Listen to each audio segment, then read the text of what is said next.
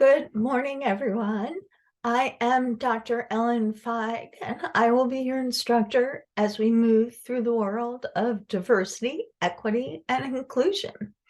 So before we start, I think it's always good to break the ice with all of you introducing yourselves to me. I will start to break the ice. So I am a college professor.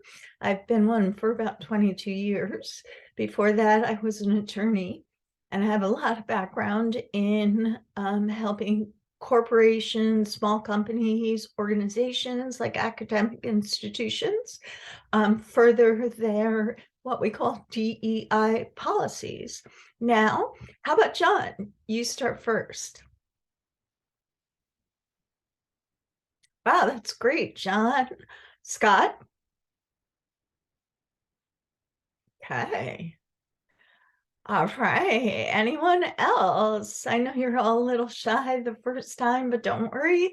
We will have lots of time to get to know each other. And I'm really, really thrilled to be here with all of you. At any point, if you have questions or you're concerned about anything, please feel free to, interrupt me or raise your hand. All you have to do is press the little button and I will take a minute to answer. You can also use this chat box. Forgot about that one.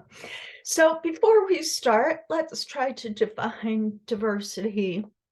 I like to divide diversity into 4 sections, but let's start with sort of an overreaching and overarching definition. So diversity acknowledges that although we may all be part of the world of humankind, we are all individual human beings, and that leads to each individual human being being unique unto themselves, hence diverse. So you can enter a room and everyone may be white, blue-eyed, blonde hair, and initially just make the assumption, oh, there's no diversity here.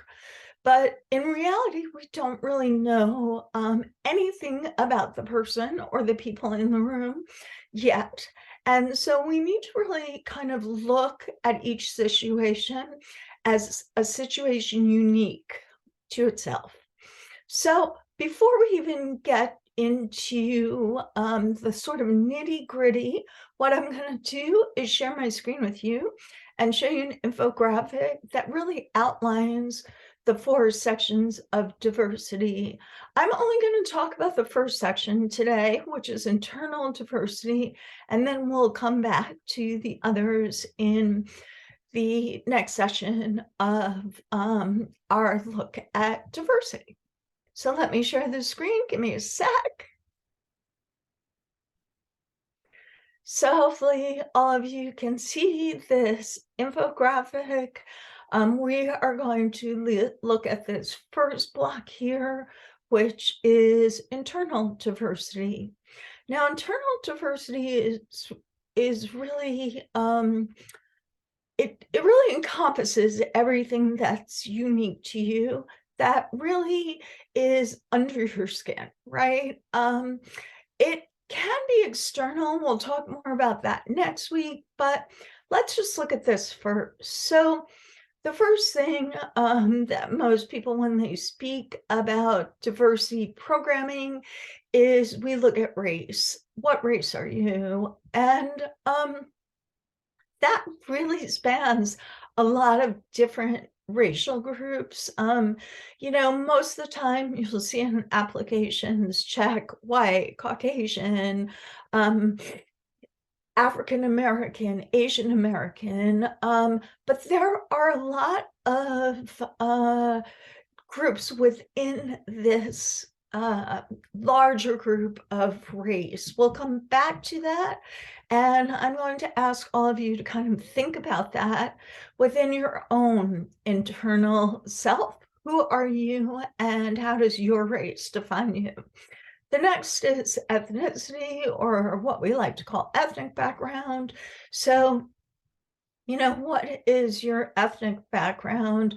What's kind of interesting here is we also see two religious groups being looked at as ethnic groups, and that is Jewish groups and Muslims groups. This is an interesting thing, which we'll come back to look at a little bit later in the course. Age. How old are you? Where do you fit in? This semester, I asked my college students to consider which group they fit in. Are they millennials? Are they Gen X? Are they Gen Z? There's even a new generation, which I can't remember, but there's a new one. I'm a baby boomer. So think about which generation you would fit in and how your age defines you. Nation of origin, where do you come from? And this can be very, very important. I live in New York, but I come from Canada and I consider myself very much a Canadian. What does that mean? Well, we can talk about that as a group when we sort of break out and have some conversations. Gender identity, how do you look at yourself as far as your gender? Are you female? Are you male? Are you homosexual? Are you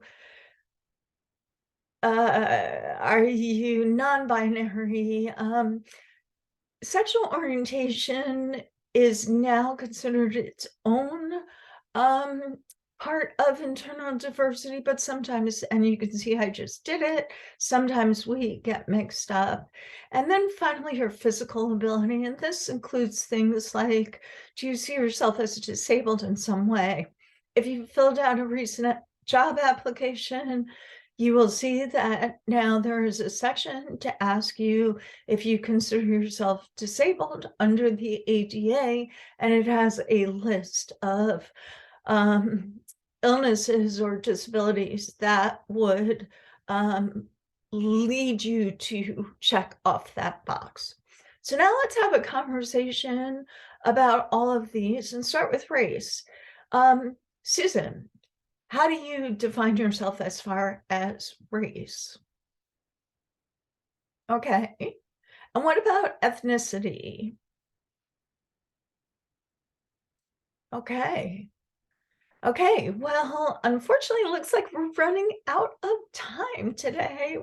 I have had such a pleasure with all of you. I can't wait to get to know all of you so much better in the next coming weeks. And again, keep up the great work. We will keep looking at diversity next week. It will take probably about 4 weeks to get through diversity, and then we'll move on to the E, which is equity. Have a great week, everyone. I'm going to stop the share. Have a great week, everyone, and I will see you next week.